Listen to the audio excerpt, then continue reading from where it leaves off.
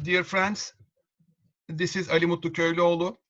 Tonight our topic is again the impacts of COVID-19 and UBI discussions.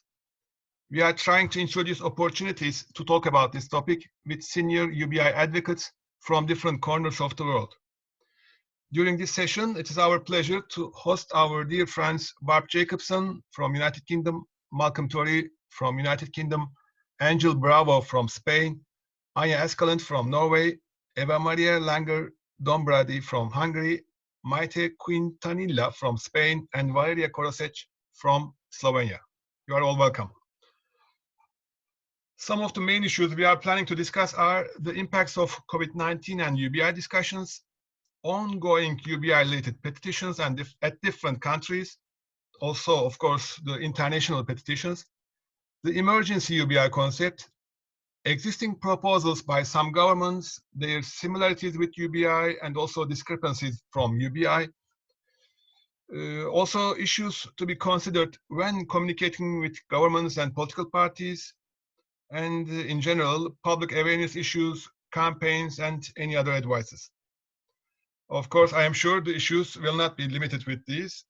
The concept is 5 minutes to each participant during the first round, and an additional 2 more minutes during the second round. Let's start then. We will start with our dear friend Barb Jacobson. Okay, hi. Yeah, I'm representing Basic Income UK. Yeah, I mean, obviously as soon as it became apparent that the government was going to possibly shut things down and leave many without an income, there were calls for basic income. There was a whole tangle of petitions, so there were several on websites like change.org, also 38 Degrees, and then ultimately a petition directly to Parliament. The parliamentary petition won over 100,000 signatures within a week, and that did call for a basic income to everybody to get through an emergency one to get through the COVID virus. The others, I mean, I'm happy to say we were able to get in touch with everybody who did a petition, and they got involved with ours. The 38 Degrees organization even put out their own petition. Okay, so it was a little bit chaotic, but I think the highest of the non-parliamentary petitions got up to about almost 300,000 people signing it. And then with that, many people have come to the idea of basic income who have been resisting it for a long time. So, it becomes quite apparent if you can't make people work, then obviously they need something to live on. So there was also an early day motion, which was signed by 90 MPs. There was also a letter by one of the Labour MPs, which he got about 150 MPs and people from the House of Lords to sign. So there's been quite a lot about it since then, and there are quite a lot of people who, they've been back and forth about basic income. Sometimes they like it, sometimes they don't, and they've all come around to this idea that actually we do need a basic income, at least, for this time. Certainly, I mean, the early day motion was a little bit disappointing because it was just it called it universal basic income, and then it just said that it was actually just for freelancers and self-employed. At that point, the government hadn't offered anything to the self-employed. So, that would have also been useful in some ways. And I'm sure Malcolm can speak more authoritatively on the kind of tangle of things that the government is offering people at this point. We certainly feel it's very insufficient.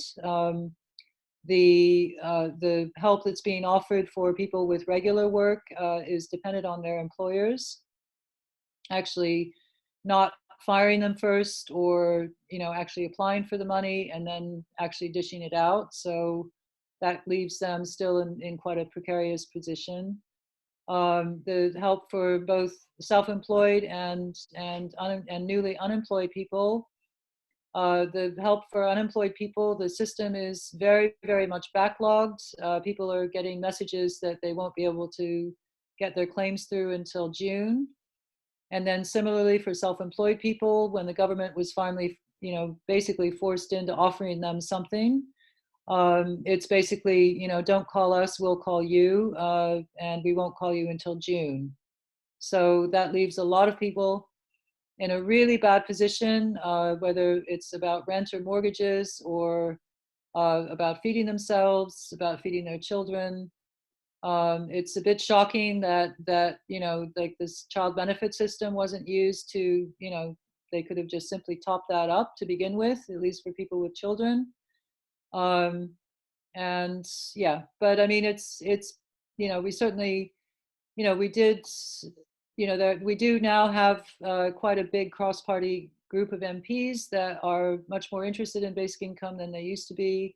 And we're in kind of a place right now that we kind of thought that, well, maybe we might be next year or 2 years from now. So yeah, so it's, in that sense, it's quite exciting.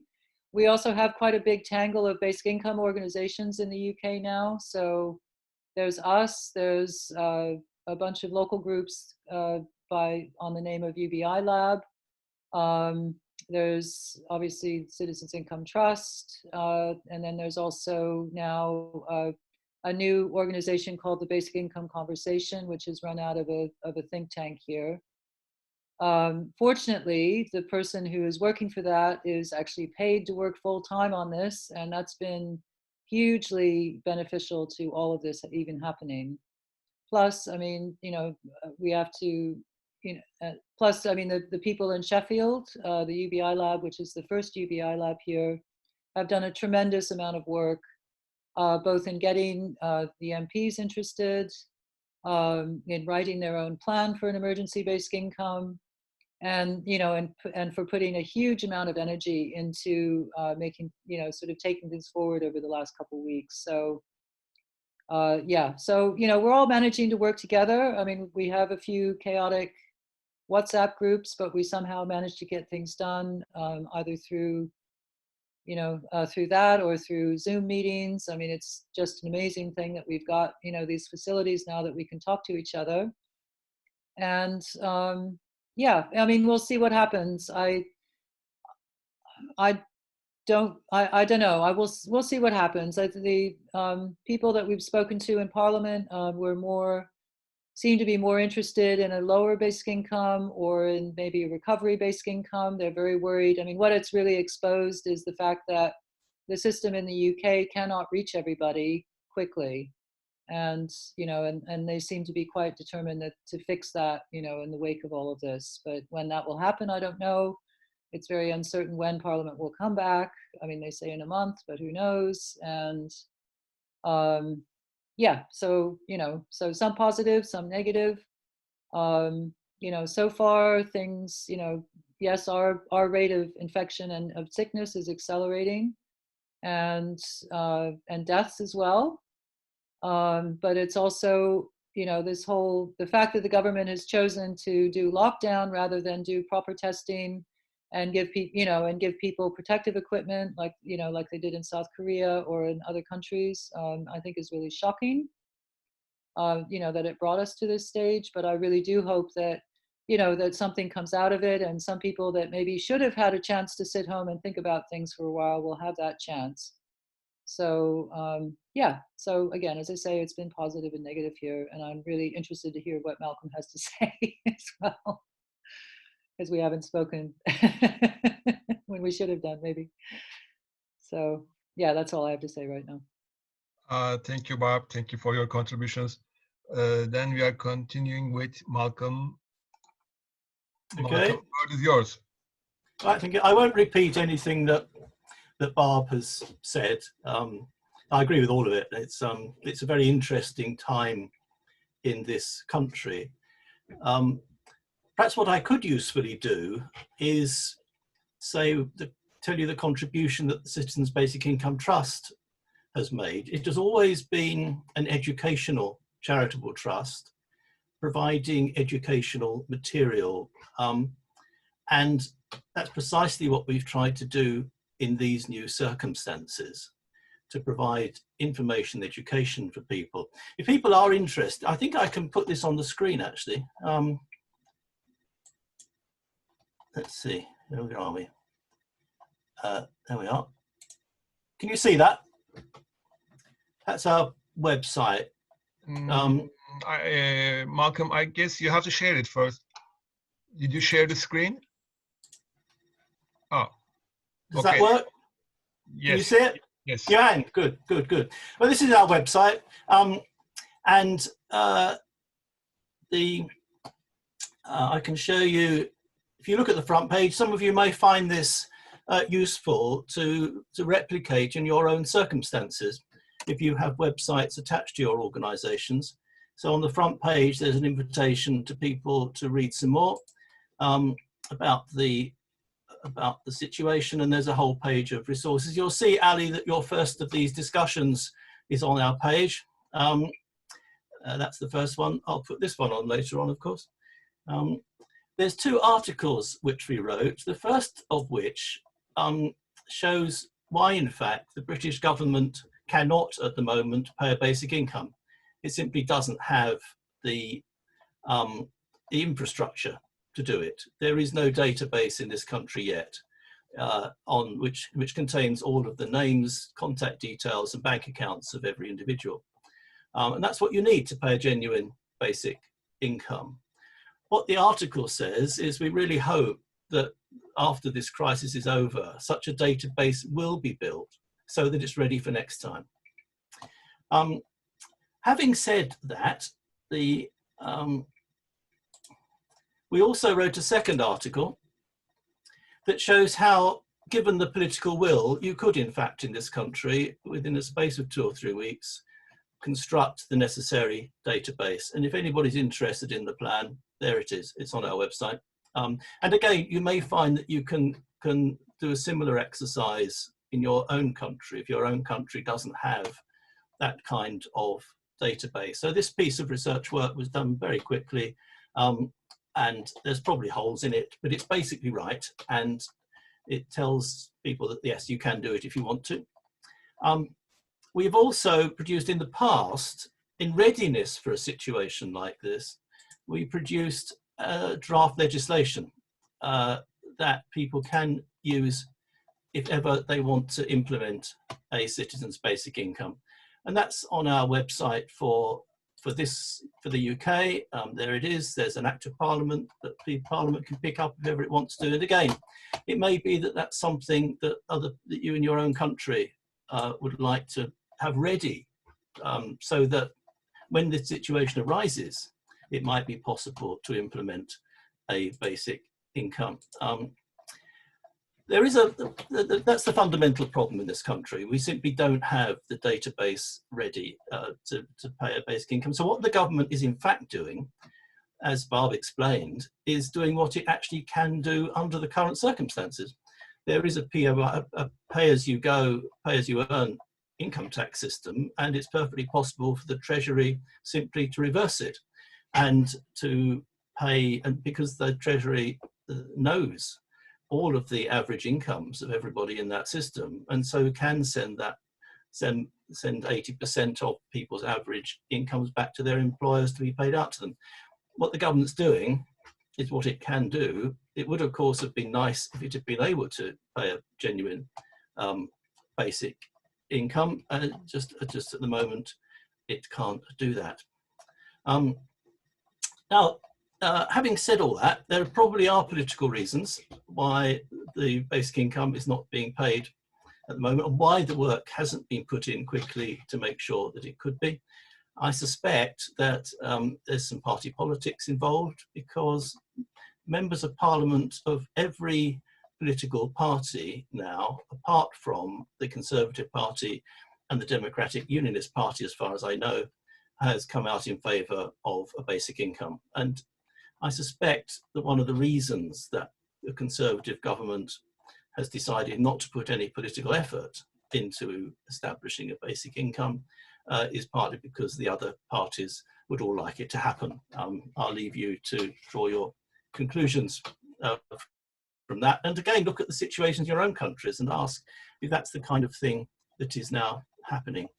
In the UK, and I suspect in most developed countries with developed economies, implementing a basic income is going to take some time.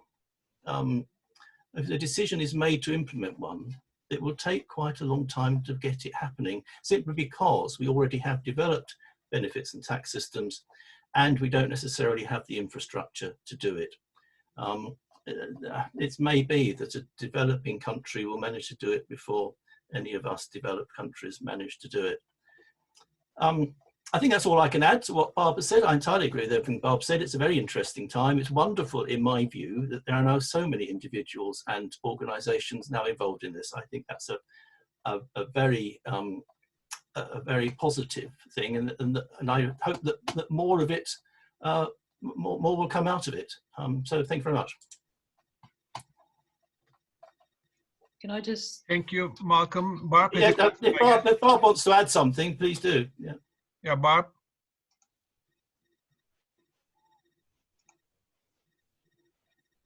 Just a minute. Barb, I just wanted to add that. Please. Yeah, sorry.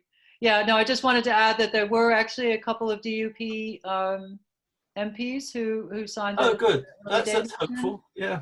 Good. Yeah, and in fact, yeah, I think all the people from all the parties in Northern Ireland, except for Sinn Féin, have said something about it. All right.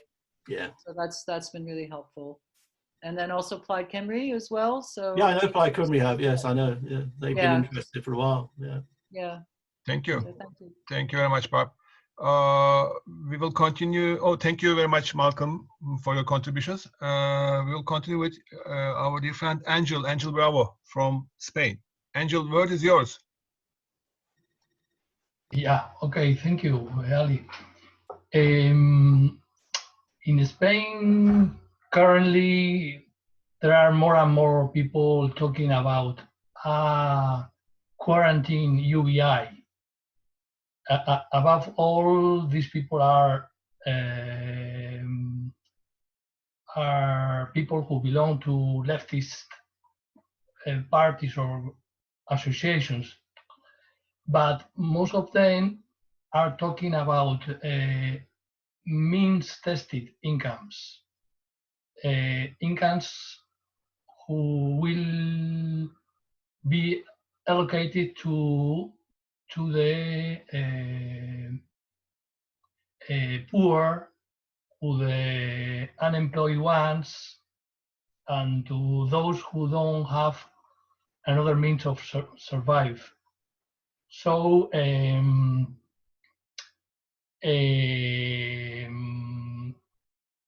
most of people are not talking about an unconditional basic income.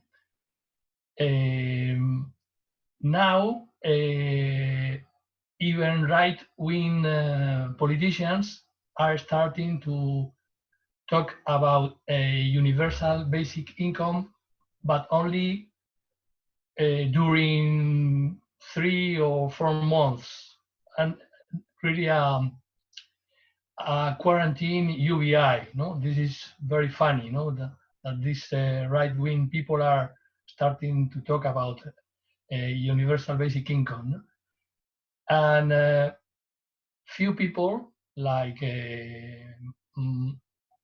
Mayte and my association and our association, we are talking about a permanent UBI, an unconditional and permanent UBI, because this crisis is a long-lasting one.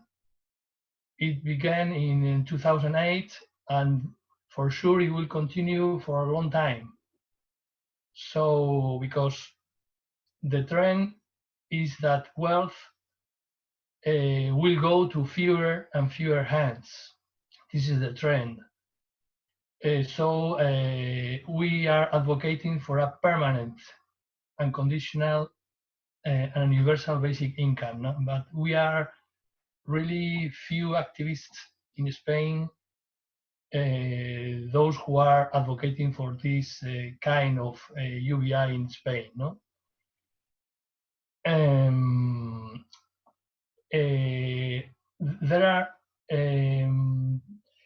are people who are close to Unidas Podemos, who are part of the current Spanish government, but all of them are in favor of this means-tested minimum income, not only for the poorest ones, for those who don't have means of living. So it's hard, the fight here in favor of the unconditional and basic income. But anyway, we'll continue to do the thing we are doing, this fight for the unconditional and permanent basic income. Okay. Thank you, Angel. Thank you regarding the news from Spain. We will continue with our dear friend Anja Askeland from Norway. Anja, word is yours, Anja, please. Yes. Yeah, I am from Norway, and and here I will say we are also closed down, but there is no. Okay, I'll better start again. Okay, people are closed down. We are supposed to stay at home. Schools are closed. Most work are also stopped. So people have a lot of time now back home with their families and experimenting with homeschool. And in a way, I think people now started to see how fragmented the society is. And we are forced to isolate, but at the same time, we are connected to the internet. And in that sense, we start to understand that we are on the same boat.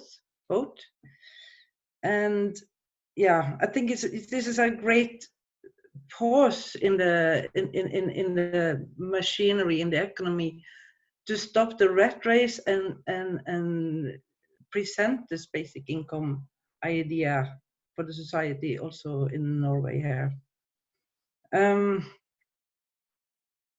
Yeah, the welfare system, we have a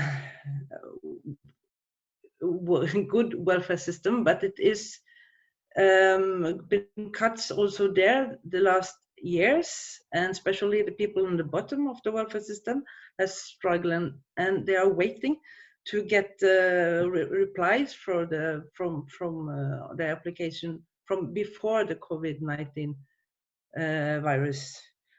And now a lot of, I think we have 300,000 new people applying for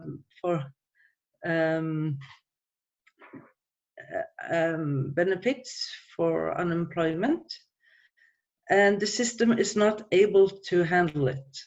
Our politicians are standing up and giving new packages and new rules to help out with this situation, but the system really cannot handle it technically, and there is no one really knows when these benefits will be paid out. So we, a group in BN Norway, we have made a proposal based on a Norwegian economist called Kalle Moene, and I just thought about just presenting it for you. This is, we call it a emergency basic income, and not generally basic income. This is for the crisis we are in now.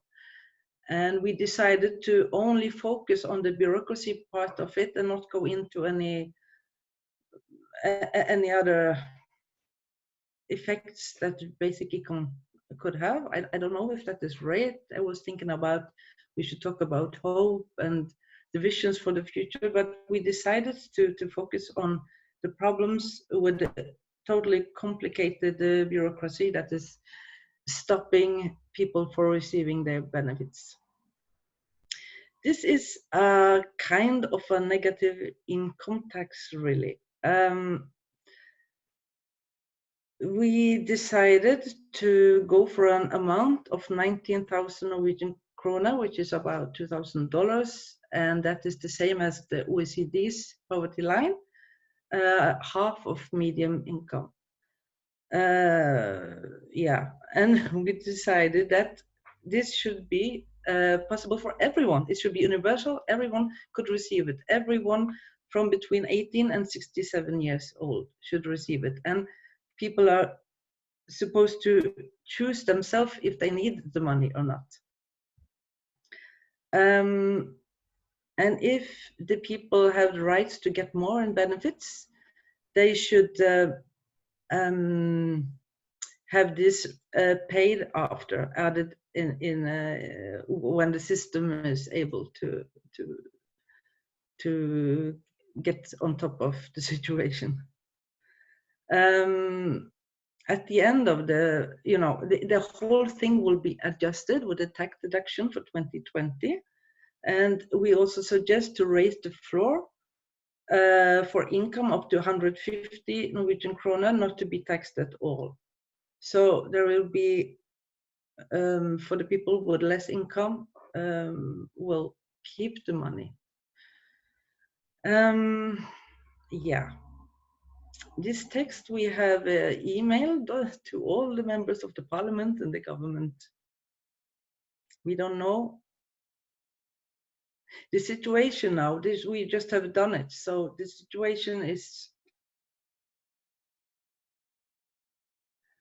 people are thinking, we don't know where it will go. I feel it's nothing is solved, and I think things will develop, but it's silent. Green Party and local politicians are picking up on the idea, and there's a lot of articles written, but we still have a long way to go for a permanent basic income here. But maybe in the proposal we also suggest that this should be for 3 months with a possibility for prolonging it. Thank you, Anja. Thank you very much, Anja, for your contributions. We will continue with our dear friend Evamaria from Hungary. Evamaria, you're okay. I don't have to unmute you. Yes, I am. Word is yours. Yes. Word is yours.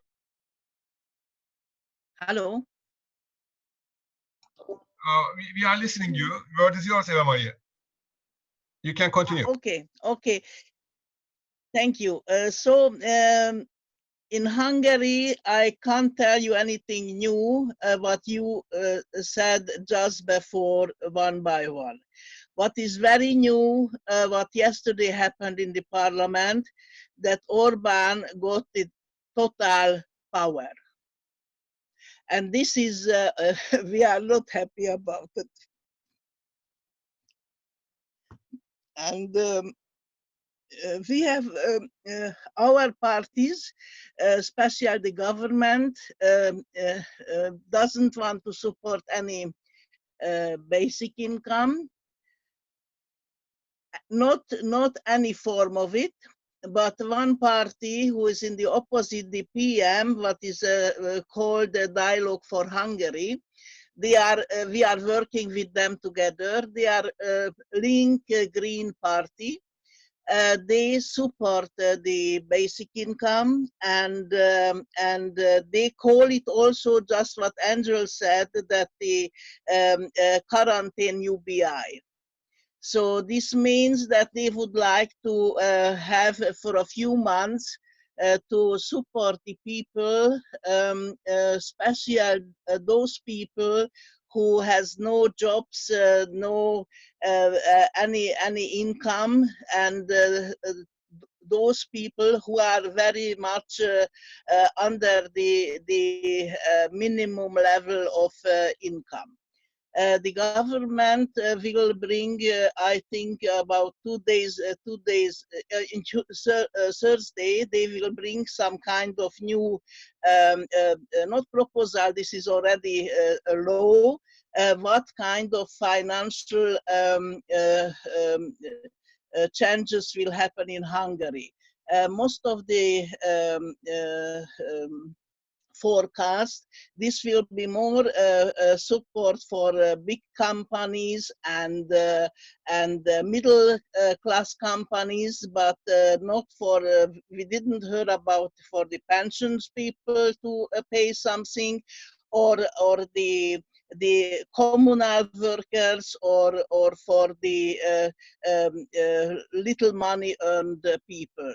They say, of course, as all the other countries, that they will support the all the companies to save the jobs, that nobody lose the jobs. But as you also said, that it will be in the next few months a terrible situation, because there is many companies, especially in the middle or the small companies with 10 people or 50 people, they will close down because there is no business. And what would I say? We didn't do too much in the last 2 weeks, because we are not used to such a separation what we have to leave. So we have a lot of telephones, Viber, internet connections. But actually, yes, in Hungary they started with 3 different petitions. Of course, it would be much better if they would put themselves together, and we would collect in one petition all these ideas about the UBI, but you know, everybody thinks that is better than the other. So this is a human problem, I think. But in Germany, I know what is very good, because I'm more informed about the German situation, that there the German government give support for people also who has no jobs and low salaries, low income. I think this is what I can tell you. We have not too much different than in other countries. Everybody is afraid. Everybody is afraid because of the pandemic, and because of the situation, the economic situation. But I think this is normal, because this will be all over the world. And what I think we didn't talk, because as long as we had no other problem, we were just talking about the immigrants, and now we are not talking about what's going on in Africa, for example. We don't know at all.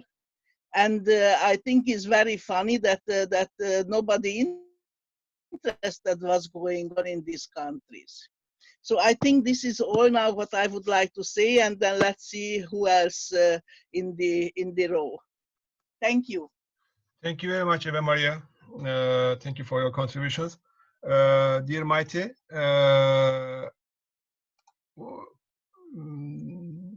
Mayte Quintanilla from Spain. Mayte, word is yours.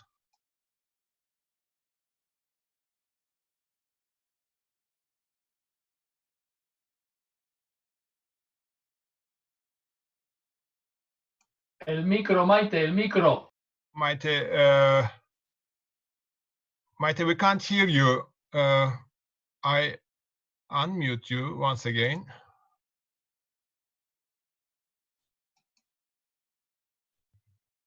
Okay.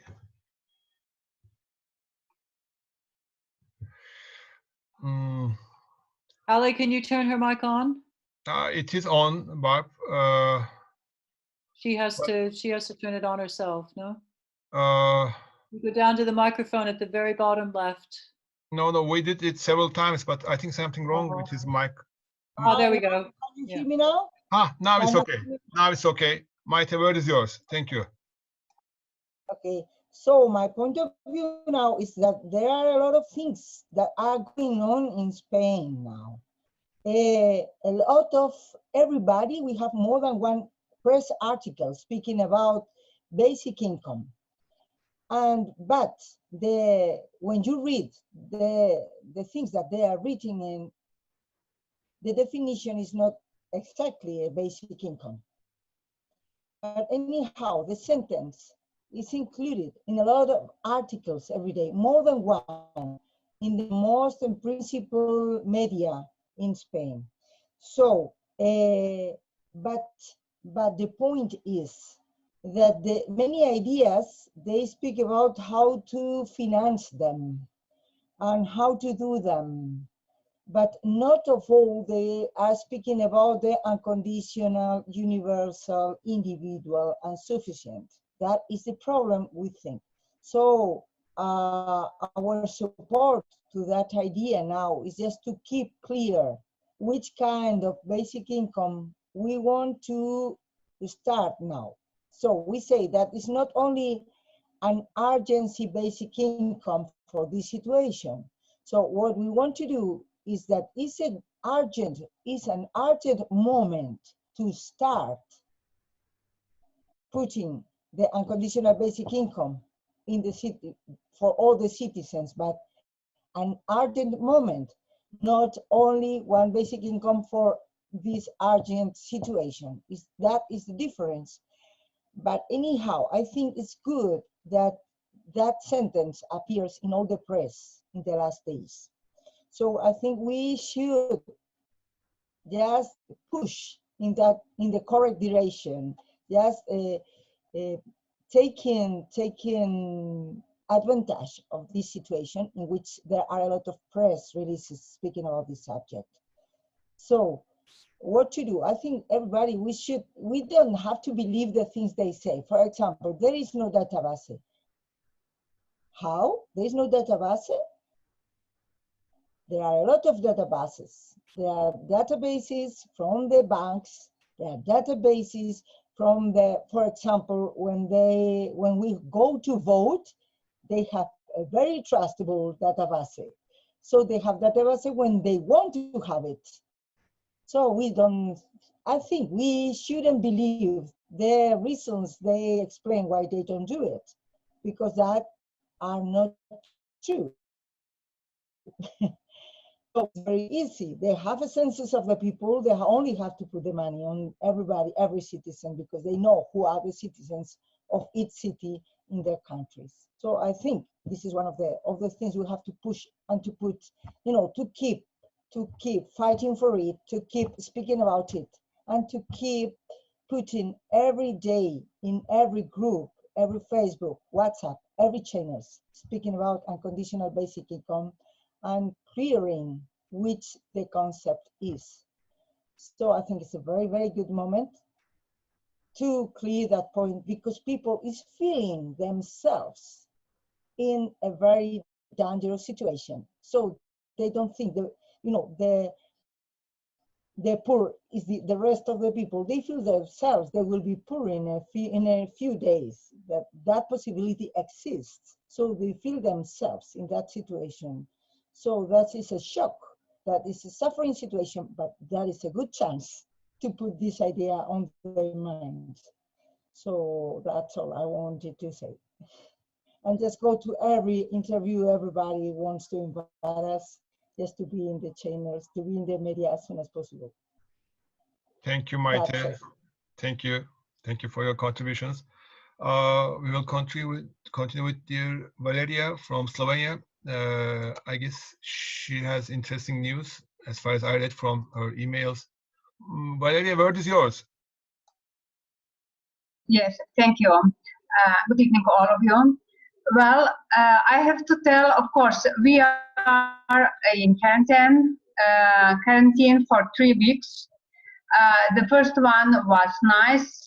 People felt like chilling out, having some kind of nice time. Right now, the feeling of emergency is emerging. even more because tomorrow we are having a parliament debate of accepting corona law, mega corona law. In the one law, they would like to fill all the gaps in society. And it's very, very generous.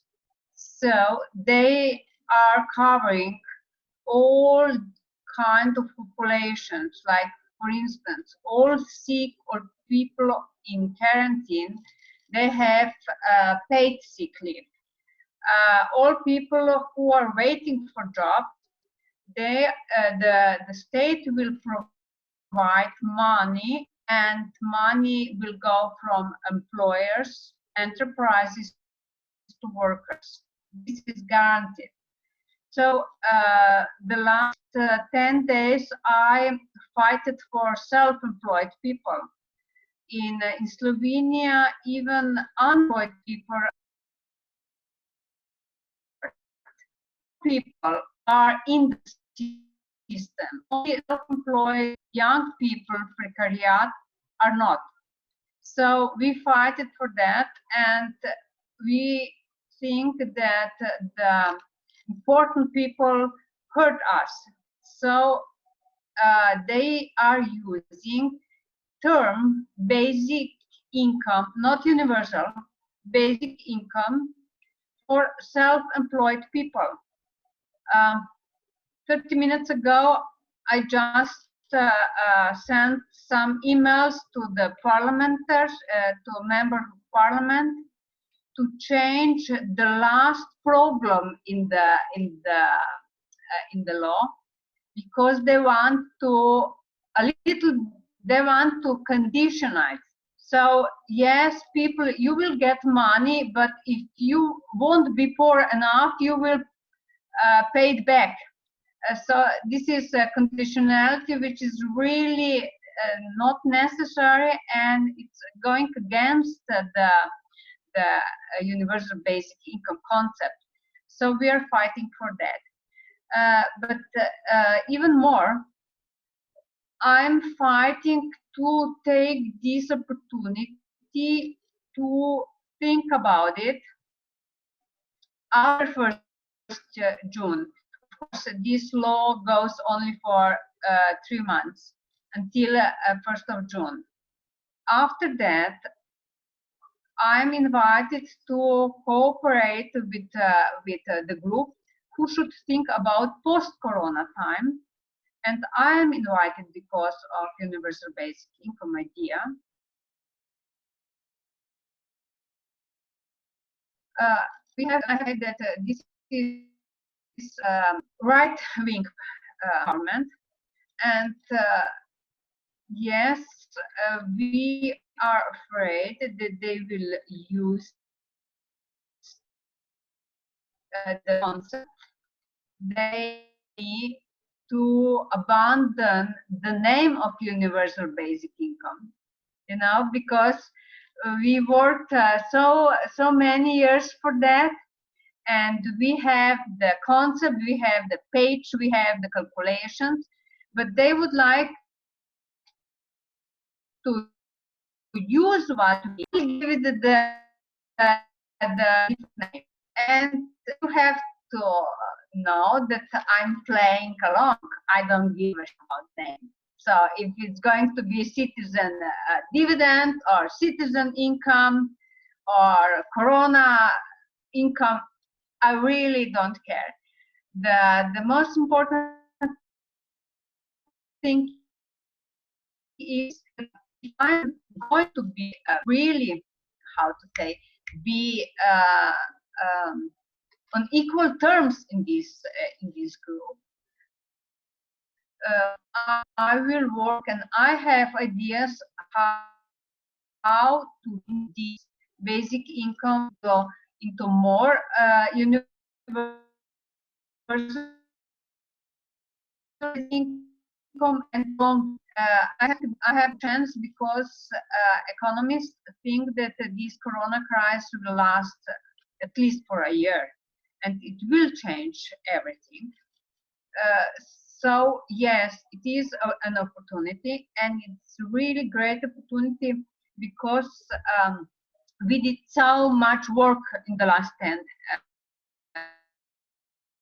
We are prepared. You have to know that they like me in a way, because I'm not pushing only for universal basic income. In the same time, I'm pushing for the shorter working week, and it's like connected with my proposal for student income, and we got connected with universal basic work opportunity. I have to say this is not universal public work, which is application, but it's more an opportunity. And we are developing, or I have to say, I'm developing the idea of universal basic items. We are very afraid that there is going to be inflation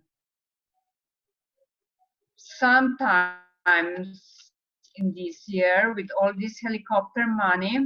So yes, I'm developing the idea of this electricity basic item, you know, so that each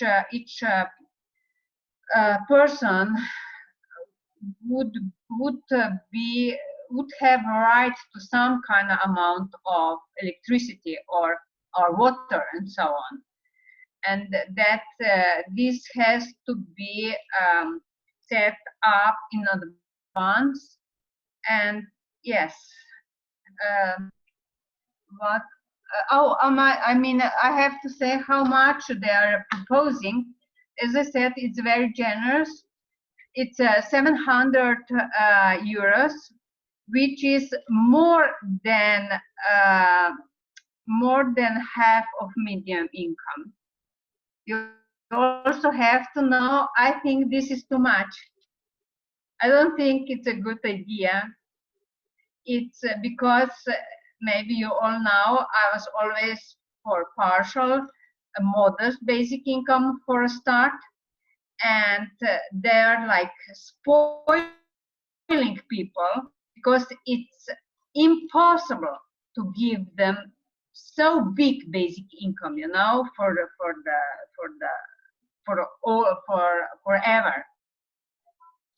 For 2 months they can put all the money they want, but it won't stand. And afterwards, after two months, we will say, well, I'm sorry, there's money is gone, and now it's nothing.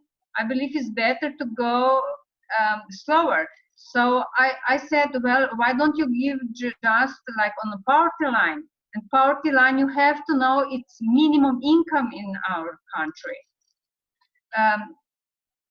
For the last sentence, people who are doing that, these are, I'm sorry guys here, but also in this group are guys, economists, academics, not enterprises, not industrial people.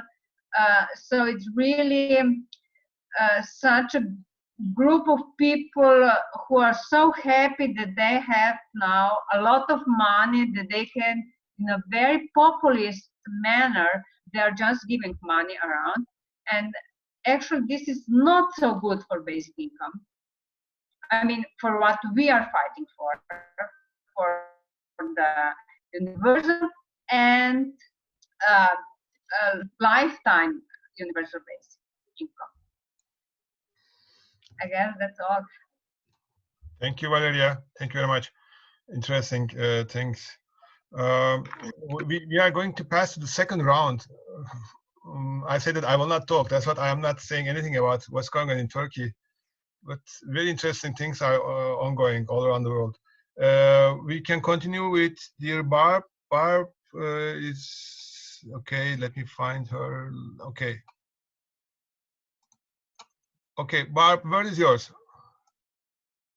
Sorry? No, I'm good. Yeah. Okay. No, it's really interesting to hear what else is going on. Yeah, I mean, to be honest, I think we were kind of, as organizations, we were kind of bounced into doing this in a way. We were lucky that we had the capacity and the people around to really push things.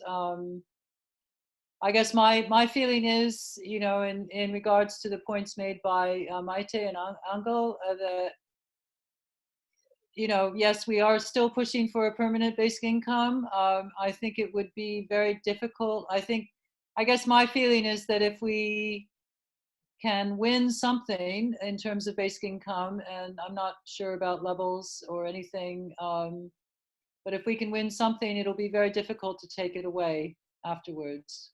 So, you know, if all of us can win some kind of emergency basic income, and even though it's time limited, for the time being, I think, you know, it would be a great step forward to actually do it. It would be like a nationwide trial, which would be really interesting in something that's never actually happened before. I know the danger, and I'm certainly still pushing for a livable, permanent, lifetime, unconditional basic income. I mean, it may be called something else, and I totally get you, Valerija, about you're not worried about the name. I'm certainly not worried about the name either. I'm worried that people do not have a stable income. And in general, I mean, a lot of people were in crisis well before this particular crisis hit. And, you know, and I would like to see people with, you know, some kind of money that they can count on, and we can build from that. Yeah, so that's, you know, I'm hoping that, you know, I think things are fairly good, and I really would like to keep in touch with Valerija about what's happening in Slovenia. Just also to say, there's also a petition from the UBI Europe, and that should, you know, if people can kind of spread that around. It's a petition for the EU to provide a facility, some kind of financial capacity to each state to be able to do an emergency, well, not, they just said basic income, but it's also, you know, in light of this emergency that people find themselves in right now. So yeah, so maybe I'll put up that link when I'm finished. Okay, that's all I have to say. Thank you, Barb. Malcolm is back. Malcolm, would you like to say a few words in the second round? I'm pleased I was able to not miss all of it, so thank you all for your, it's been most interesting listening to those different contributions from different countries. One or two themes that have emerged from what I've been listening to is how essential it is to make sure that the definition of basic income is clear and is made clear to people who are involved in the debate. I mean, we've seen over the years how the words basic income have been attached to a variety of different mechanisms. And it's particularly a problem in Canada, where it's been used to talk about income tested benefits. In this particular situation, it's important that when people are talking about basic income, that they should mean an unconditional income for every individual. And if our organizations can do something, it will be particularly useful if all of our organizations can make clear what the definition is. And I entirely agree with Valerija that it doesn't matter what you call it, as long as it's what it should be. Interestingly, when our working group constructed the draft legislation that's on our website, the group decided that a different title was needed, and they chose fair allowance. I mean, as I say, it doesn't matter what you call it, so long as it is the right thing. It is an unconditional income for every individual. One of the benefits we have in the United Kingdom is a long history of research on basic income. I think that's one of the things that's made the debate intelligent in this country, that the research is all there, people want to use it.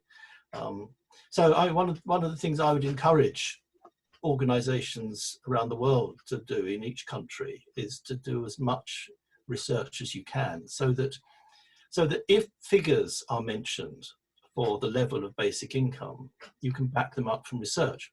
as we can do in the UK.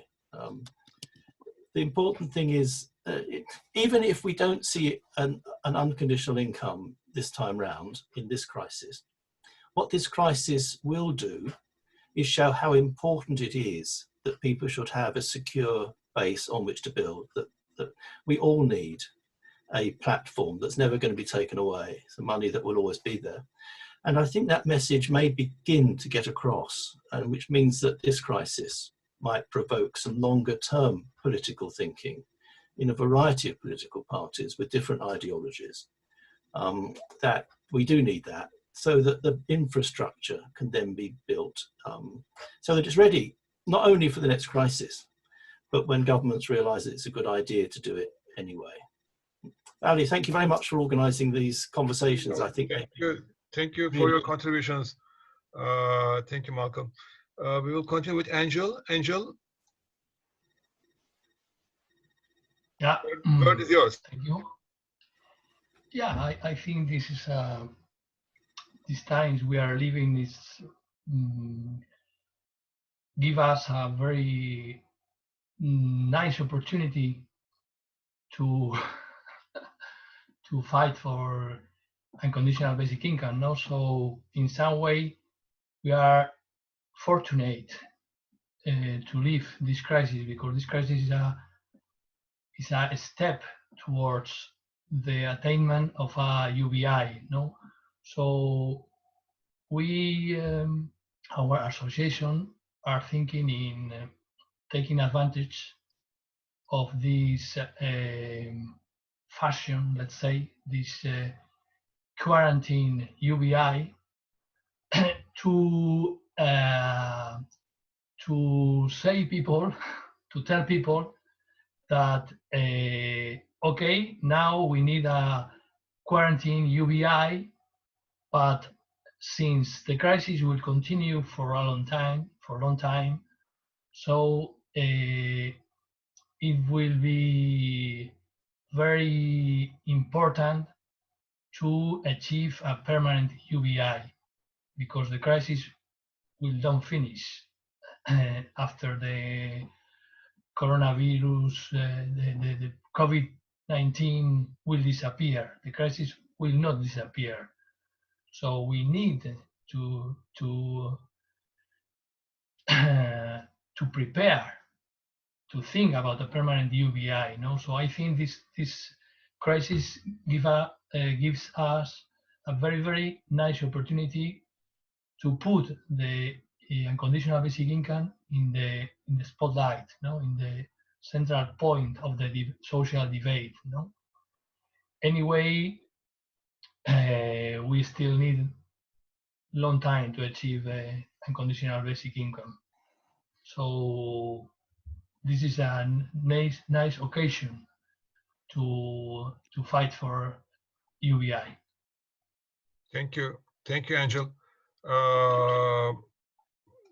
We will continue with Anja. Dear Anja, word is yours. Yes, yes, thank you. It was very interesting to hear all the different approaches, and this I just wanted to mention this initiative of Sarah Tabala, Neil Howard, and Vibo Matur, which is connected to University of Bath. They have made this campaigning page called Emergency Basic Income.com. I can put a link down, and there we actually can. The purpose of this campaign, as they say, is to build this global coalition of like-minded individuals and organizations that can mobilize to make an emergency basic income a reality. So in practical, they want to put up resources, as Malcolm have, and articles, and it's possible to also sign to support this campaign as individuals and also as organizations. Yeah, I think this page is still on the process, but it's very good to have a meeting place and a place for this specific version of basic income triggered by this coronavirus, I think. It's so that's why they put this emergency in front of basic income. I understand. Yeah, that was. Thank you. Thank you, Anja. Thank you for your contributions.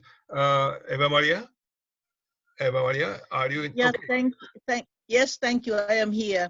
I am fascinated what Valerija told us, and I am looking forward to see what will happen tomorrow in the parliament. And I can't tell any such news from Hungary. We will start next week in our association also a Zoom meeting, because we still can't meet together. But I am not so positive about our government, because 10 years ago they took away, for example, the 13th pension money. So they said we don't have, so they cancelled it. So I don't know what could happen if somehow we get a basic income, unconditioned basic income, because we call it the unconditioned basic income here in Hungary. What could happen when they say, but they okay, up from next month we will not have this amount of money for everyone. And I think because we were talking about here now, nearly everybody said something else, but not the ground name, the unconditioned basic income. I think everybody could call in his or her country as they wish, but if we have something together in the EU, then we should use one definition, because I think this will be not so easy for the people to understand now what about do you talking about. So I think we should somehow, I don't like to be uniformized, but I think we should use the same definition or same name for the our work, the UBI, what means unconditioned basic income. Thank you very much. Thank you, Evamaria. Very important comments. Now I will continue with Mayte. Mayte.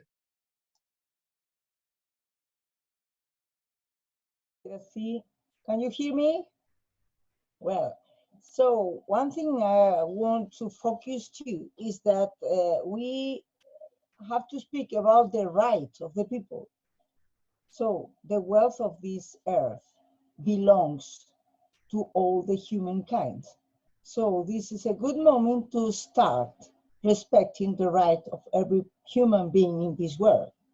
So not to say it's like something like charity, is your right, is your part of the wealth. So we think we should insist in that this is a good moment to start respecting your right.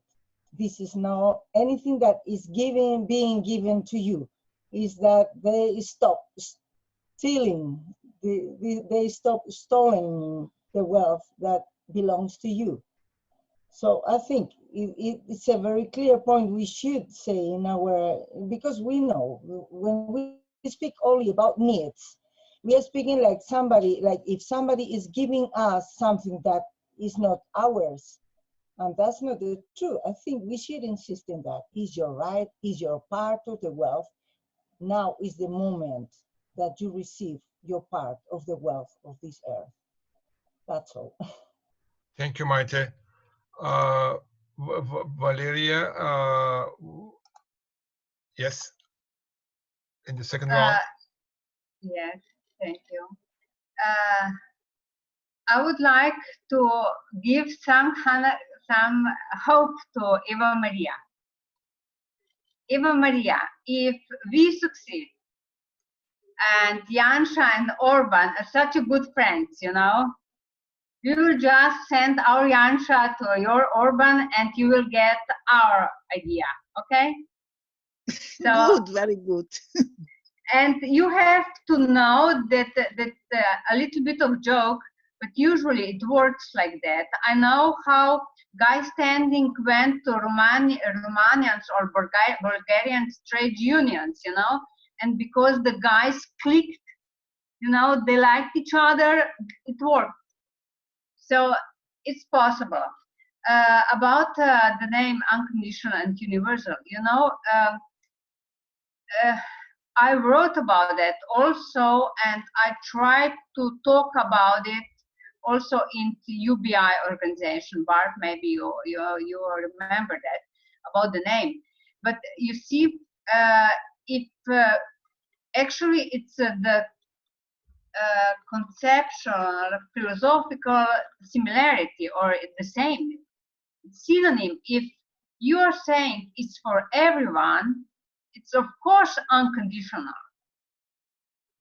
You see, I mean, it's logic. So it doesn't matter for understanding unconditional or universal. It's the same.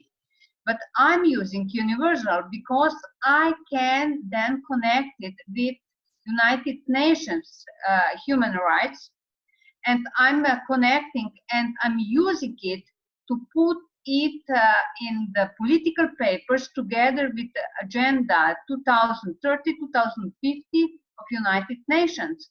And I'm connecting basic income as universal with the Sustainable Development Goals, which are part of our strategic planning in the country. So I hope I'm clear. And also about the needs and poverty. Yes, I have a problem because I don't know how to say, but all these humanitarians, poverty fighters climbed on basic income and made it sound like it's the tool against poverty and satisfying needs. And now we are trying to get it back and saying it's for everyone, not only for the needy and poor people. So yes, Mayte, I agree. And that's all. Thank you. Thank you, Valerija. So thank you very much to all of you. I would like to say one thing. During one of the sessions, previous sessions, I was thinking, I mean, I asked, you know, precariat concept is for people. But I guess after this coronavirus issue, all the governments, all the central banks, all the companies, they are all precariat. I mean, they cannot be sure about their future too. And what I believe is that this UBI concept will happen. Maybe it will not happen because we work hard. It will happen because of the conjuncture. But important thing is maybe we should, our important role is we should have some guidance touch to what's coming, because it's coming, definitely it's coming, but it needs some guidance. Otherwise, some people will try to degenerate it. That's my point. Thank you very much to all of you.